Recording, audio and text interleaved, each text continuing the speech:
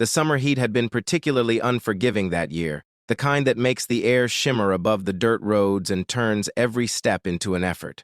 Sarah stood in front of her family's small house, the paint long since weathered away, the tin roof rusted but still doing its job after all these years. She was 16 then, with long braided hair that fell past her shoulders and eyes that had learned too early what it meant to stretch a dollar further than it wanted to go. Her worn button-up shirt had been mended more times than she could count, but she kept it clean and pressed. That was something her mother had taught her before she passed. Poverty, her mother would say, is about what you have in your pocket. Dignity is about what you carry in your heart. Sarah was carrying a plate of food that afternoon. Nothing fancy, just what they had. Some vegetables from the garden, a bit of meat from Sunday's chicken, stretched into a stew that could feed more than just herself. She'd learned to cook young, after her mother died, and her father took to drinking more than working. Someone had to keep things going. That's when she saw him. A boy couldn't have been more than 12, maybe 13, standing at the edge of their property with the kind of stillness that comes from not knowing if you're welcome. His curly hair was a mess, his clothes torn in several places, not from style but from wear and circumstance. His feet were bare and dusty. "You lost?" Sarah called out, not unkindly. She'd learned to read people, and this boy didn't look dangerous. He looked hungry. The boy, whose name she'd learned was Michael, shook his head slowly. "No, ma'am," he said, his voice quiet but clear. "I'm heading west. My uncle's got a farm there. He said he'd take me in." "That's a long walk from here," Sarah observed. She knew the Western Territories were hundreds of miles away. "You traveling alone?" Michael nodded, his eyes dropping to the ground. "Yes, ma'am. My folks, they passed last winter. Fever took them both. I've been working odd jobs where I can, but..." He trailed off, and Sarah understood. A boy his age, alone, with no family name to vouch for him, would find few doors open. She looked at the plate in her hands, then back at this boy who was trying so hard to stand straight despite the exhaustion evident in every line of his thin frame. She made a decision, the kind that doesn't require much thought when you've lived the life she'd lived. "You hungry?" she asked, already knowing the answer. Michael's eyes lifted to meet hers, and she saw something there that touched her. Pride fighting with need. "I don't have money to pay," he said simply. "I spent my last coins 3 towns back. Did I ask for money?" Sarah said, walking closer. She held out the plate. "Eat this. You can sit on the porch there. I'll get you some water from the well." For a moment, Michael didn't move. Then, slowly, he reached into his pocket and pulled out a small, worn piece of paper, maybe $1, creased and soft from being folded and unfolded many times. "I have this," he said. "It's all I've got, but you should have it. For the food." Sarah looked at that dollar bill and felt something crack open in her chest.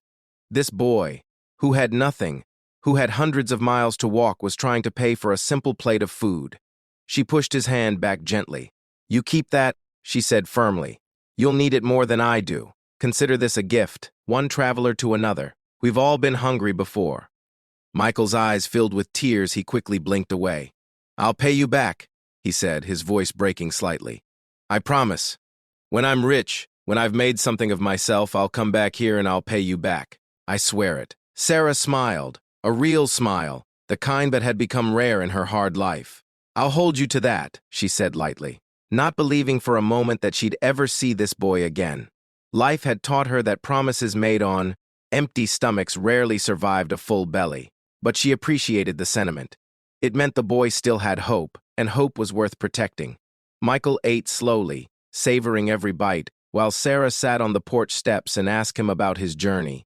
He told her about his parents, good people who'd worked hard but caught the wrong sickness at the wrong time. He told her about his uncle's letters, promising a fresh start, land to work, and a future. "You got those letters with you?"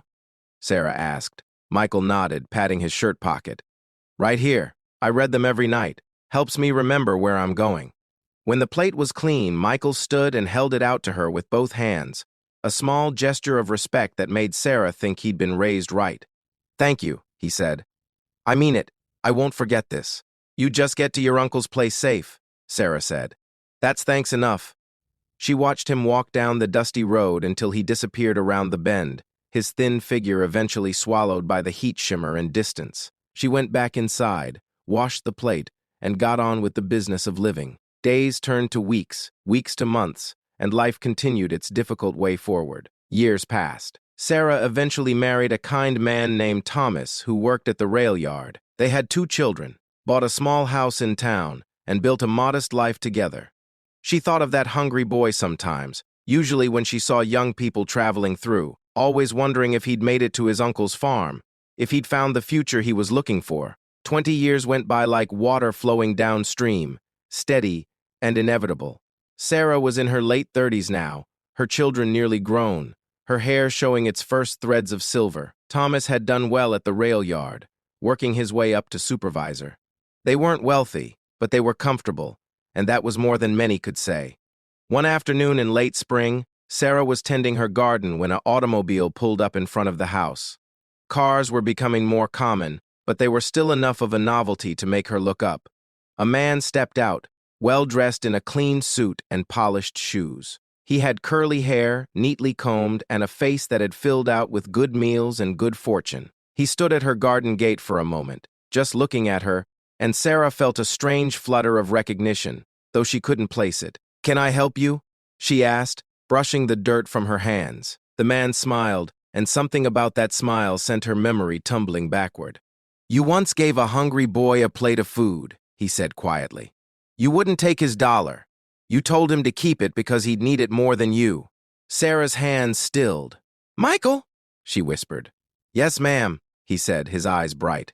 "I told you I'd come back when I was rich. Took me longer than I thought, but I keep my promises."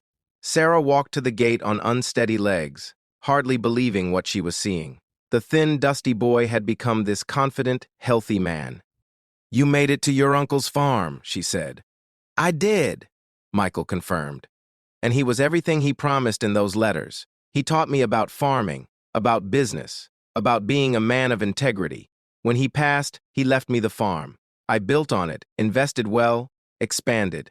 I've done more than survive, Sarah. I've prospered." He reached into his jacket pocket and pulled out an envelope, thick and heavy. "I owe you for a meal," he said. "I calculated interest over 20 years, added what I think the value of hope is worth, and this is what I came up with." Sarah opened the envelope with shaking hands. Inside was more money than she'd ever seen at once. Enough to send her children to college, enough to fix up the house, enough to secure their future in ways she'd only dreamed about. "Michael, this is too much," she started to say, but he held up his hand. "It's not enough," he said firmly. "You gave food to a stranger when you barely had enough for yourself. But more than that, you gave it with dignity. You didn't make me beg. You didn't make me feel small. You treated me like I mattered when the whole world seemed to be saying I didn't." Tears were streaming down Sarah's face now, and she didn't bother to wipe them away.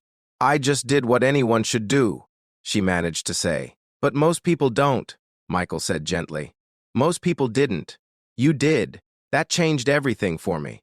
When I was walking those last 100 miles, hungry and tired and ready to quit, I remembered you. I remembered that there were still good people in the world, people who helped because it was right, not because they'd get something from it." Thomas had come out onto the porch, drawn by the unfamiliar car and his wife's tears. Sarah introduced them, explaining through her emotion who this man was and what he was doing there. Michael stayed for dinner that evening. They talked for hours about the years that had passed, about the choices they'd made, about the strange way life circles back on itself. He told them about his uncle, who'd not only given him a home but had taught him that success measured in money meant nothing if you didn't use it to help others. "I've paid forward what you did for me," Michael said as the evening grew late. "I've helped dozens of young people get their start. Some have paid me back, some haven't. It doesn't matter. I learned from you that kindness isn't a transaction. It's a gift that keeps traveling, touching lives in ways we can't predict." Before he left that night, Michael took Sarah's hands in his.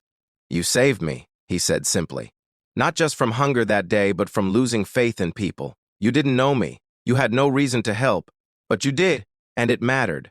More than you can possibly know." After he drove away, Sarah sat on her porch with Thomas, holding the envelope that would change their lives, thinking about that hot summer day 20 years ago. She thought about the thin boy with the crumpled dollar bill and the fierce determination to repay a debt. "I didn't do anything special," she said to her husband. I just shared what we had. Thomas put his arm around her. Maybe that's what makes it special, he said. The fact that you didn't think twice about it.